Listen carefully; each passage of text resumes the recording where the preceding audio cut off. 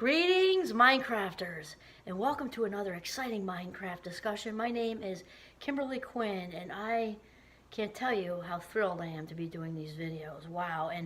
And today, we've been talking a lot about authenticity, right? We haven't really spoken that much about what it means when we behave in an inauthentic way, because inauthenticity leads to suffering.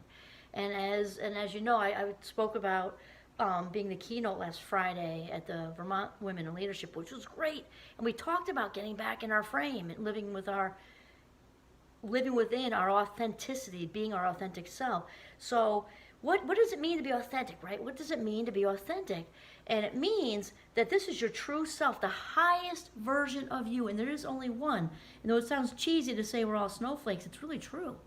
We are all unique people, and it's spirits really, right? Walking around having a human experience. And there are no two that are the same, because the universe is infinite. You know, the creator of all things, infinite. And so we really are all different, and we really all have, something meant to be for us, why we were put on this earth, an authentic purpose.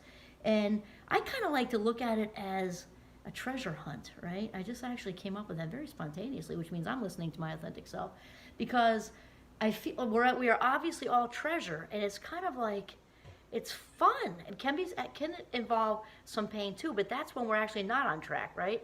So when we're on this treasure hunt to figure out really who we are, our authentic self, and the authentic self is very much polite and non-intrusive and inviting, which makes me think of the divine part, right? And it's not shoved down our throat.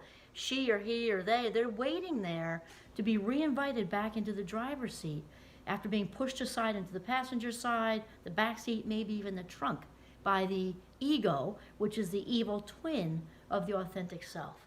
All right, so when we are alignment with the universe, God for me, okay, that's what I choose, source, higher power, whatever, we are really feeling in the groove, because we are living our authentic self. And here's the thing.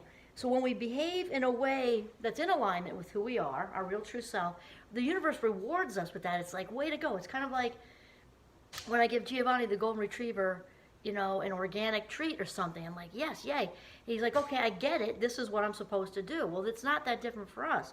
And when we get off track and behave in a way that's inauthentic, the universe corrects us. I don't want to say punish, because I don't really believe that the universe or God or source punishes. I think it's more of a redirection, though it can feel like that, because we can get smacked in the face if we're behaving super inauthentically. Maybe it's legal issues, DWI, partner leaves because we're not listening to the whispers. As Oprah says, you better, my very dear friend Oprah, I hope to meet her someday, listen to the whispers before they turn into bricks, right? And then we get hit with a brick, and it's like, whoa, I guess that wasn't working for me, okay? And then we're redirected, back on track. Here's the thing, what that redirection is suffering. So when we behave authentically, we are rewarded and also reinforced, like, yes, way to go, here's the clear path, keep following it, good job. And then when we don't, we are met with suffering, because remember that the ego is the evil twin of the authentic self. It's just false, false, false. The ego is after the shoulda, coulda, wouldas, and also very outcome based.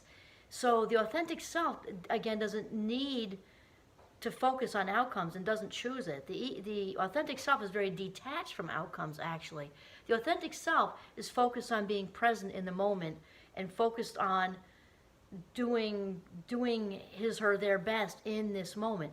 The ego is very much outcome based, and basically ignores often what the universe is saying. I want for you to do this, I want for you to do that, and instead is reaching for that, approval, be seen, optics, be seen at this, be seen at that, because I don't get you the promotion. That's all ego stuff. And now the authentic self can land with a promotion, and is more than likely to land with a promotion, because the authentic self is focused on the process and the journey. And also, the ego resides in the past, nagging us with previous mistakes and giving us all kinds of shame, and the future, looking for all kinds of approval and everything. And and rescuing and people pleasing to get where it needs to go. We've talked about all that stuff.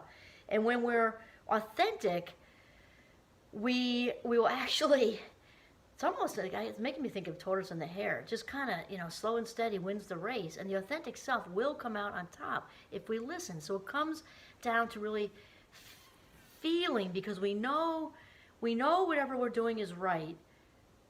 When it really, we just know this. We feel that it's right. Like we're on track with passion. We know if we make a choice to be in a relationship or a job. Well, I say job, career, calling. I am definitely in a calling. It's definitely, and this is how you know. Oprah says this too, but I've actually been saying this for a long time. We're just in cahoots with it. You know that you're in alignment with your authentic self, professionally as a calling and also relationship-wise. Well, I'm thinking, let's stick with professionally for a second because it involves money. All right, so if you would do it for free, and Oprah says that, I'm like, when I heard her say that after I'd already been saying that to my students forever, I'm like, go Oprah, because we are so in alignment in that way. I just said to my students actually like 2 days ago, some of my stellar seniors, there was to me some very nice things about just some very nice notes to me before they graduate. And I said, realize you're all stellars, and I would do this if I hit the lottery tomorrow, which I don't do because it's gambling, but if I did, I would still teach and educate, also my other role, because I'm an educator, and I love that role as well, because it sets me on every day. I'm on fire to get to Champlain College. Like I can't wait. I just can't wait. And so if you're in alignment with your true self when you feel like that. And it's true with a relationship. It's also true, even, this is going to sound maybe ridiculous, but the house we're standing in right now, I knew within 0.2 seconds, without even seeing it, that this was meant to happen. And not just because it actually needed a lot of work, to be truthful, but it's a very nice house. And I just knew it was meant to be. Like it just felt right. It just really, really, really felt right.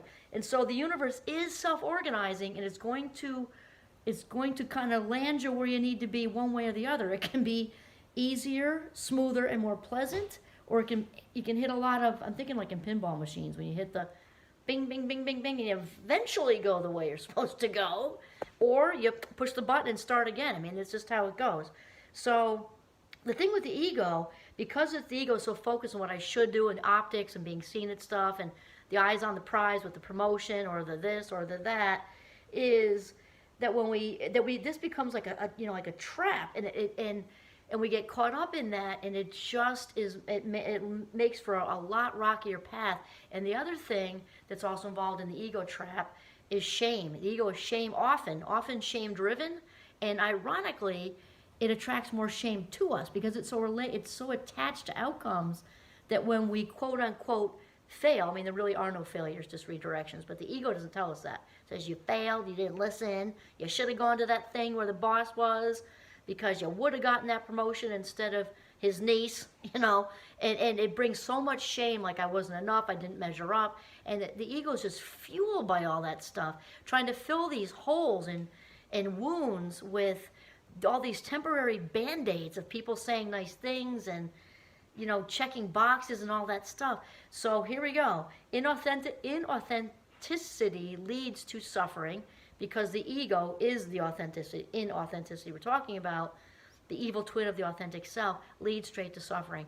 Listen to those whispers, those authentic whispers, and they will lead to your passion and lead you to be filled with inner peace and joy. This is Kimberly Quinn signing off from Northern Vermont. Have a mindful, authentic day.